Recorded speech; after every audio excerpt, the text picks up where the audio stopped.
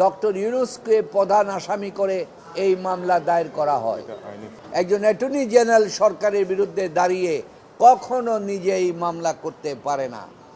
এত বড় দুর্চারি করার পর এই মামলাটা গ্রহণ করার পর 437 কোটি টাকা জোর করে আদায় করলেন গ্রামীণ টেলিকমের কর্মচারী ইউনিয়ন। এই 437 কোটি টাকা দিলেন। এই 437 কোটি আদায় করার পর সমস্ত একটা জাল, চক্রান্তের জাল। তখন বললেন, একদিকে টাকা নিলেন, বললেন তোমরা এই টাকা আত্মসাৎ করেছো শ্রমিকের সাথে মিলে। এই কথা বলে 26 কোটি টাকা তোমরা আত্মসাৎ করেছো বলে ডক্টর ইউনূসকে প্রধান আসামি করে এই মামলা দায়ের করা হয়।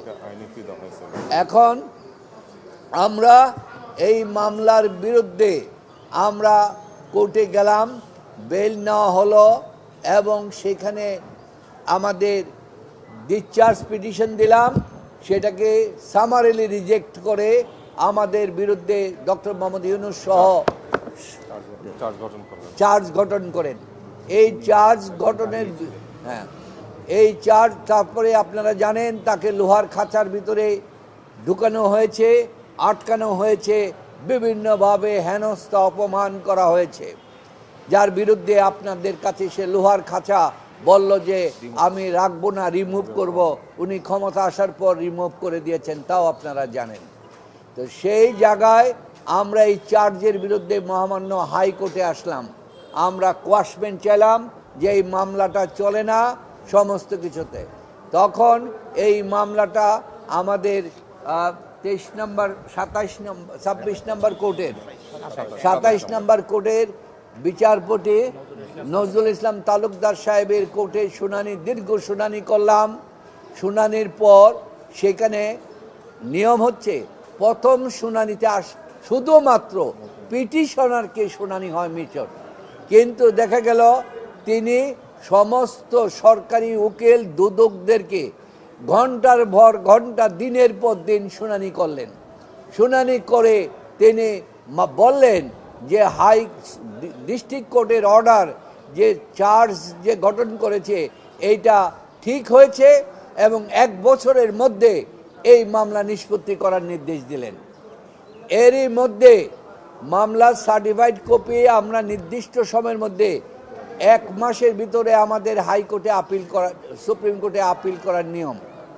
এই আপিল হওয়ার মধ্যে আপনারা জানেন যে 5ই আগস্টে দেশের যে বিপ্লব ঘটল, বিপ্লব ঘটার পরে ডক্টর ইউনূস তখন ফ্রান্সে ছিলেন।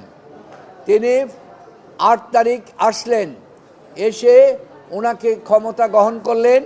ক্ষমতা গ্রহণ করার পর একটি আশ্চর্যজনকের ঘটনা ঘটল যে ফ্যাসিস্ট সরকার তৎকালীন দুদকের চেয়ারম্যান তিনি 11 তারিখ কোর্টে একটা মামলা উইথড্রয়ালের পিটিশন দিলেন। আমাদের অগোচরে, আমরা জানি না, আমরা আসামি, আমাদেরকে কোনো নোটিশও করা হয় নাই। এই দেওয়ার পরে দুদকের আইনজীবী নথি উপস্থাপন, কারণ ডেট ছিল না, ডেট ছিল পরের মাসে 9 তারিখ। তো সেটা উনি পরের মাসের 9 তারিখের জন্য রেখে দেওয়া আইনত নিয়ম, যে আসবে তখন শুনানি হবে। উনি কি করলেন, দুদকের আইনজীবীকে দিয়ে নথি উপস্থাপনের দরখাস্ত দিলেন। ওই দিনে 11 তারিখে নথি উপস্থাপন মঞ্জুর করলেন। 11 দিনেই শুনানি, 11 তারিখে শুনানি করলেন। শুনানি করে আমাদের এই মামলাটা প্রত্যাহার করে নিলেন একতরফা শুনানিতে। এই প্রত্যাহারটা হচ্ছিল যে সরকারের অনুগ্রহ দিয়ে প্রত্যাহার করা, যেন পরবর্তীতে আবার এই মামলাটা রিভাইভ করতে পারে। তো ডক্টর মোহাম্মদ ইউনূস সাহেব বললেন, আমি ক্ষমতায় আছি, আমি কোনো সরকারের অনুগ্রহ চাই না। মামলার ধারাবাহিকতা, মামলা চলবে সুপ্রিম কোর্ট পর্যন্ত। এই মামলায় যদি আমি অপরাধী সাব্যস্ত হই তাহলে আমি অপরাধ মাথা পেতে নেব, উনি তাই ঘোষণা দিলেন। তাই ডক্টর মোহাম্মদ ইউনূস সাহেবের ইচ্ছা এবং তার নির্দেশে আমরা মহামান্য অ্যাপিলেট ডিভিশনে মামলা দায়ের করি, যে কোয়াশমেন্ট যেটা তো করার জন্য কোয়াশমেন্ট চেয়ে, তখন সঠিক সময় করে। তখন আপনারা জানেন মহামান্য অ্যাপিলেট ডিভিশন বলল, তোমাদের মামলা তো নাই, আমরা কোন মামলা বাতিল করব, তোমাদের মামলা তো প্রত্যাহার হয়ে গিয়েছে। তখন আমরা কোর্টকে বললাম মামলা প্রত্যাহার হয় নাই, আইনত মামলা প্রত্যাহার হয় নাই, কারণ হাইকোর্টের থেকে অ্যাপিলেট ডিভিশনে আমার এই আপিল করার কনস্টিটিউশন রাইট এবং সুপ্রিম কোর্ট রুলস অনুযায়ী আমরা যে আপিল করার রাইট আছে, নির্দিষ্ট সময়ে আপিল করছি, নিম্ন আদালত কখনো এই মামলা প্রত্যাহার করতে পারে না। এই প্রত্যাহারটা একটা ষড়যন্ত্রমূলক ছিল, তাই অবৈধ এবং ষড়যন্ত্রমূলক ছিল।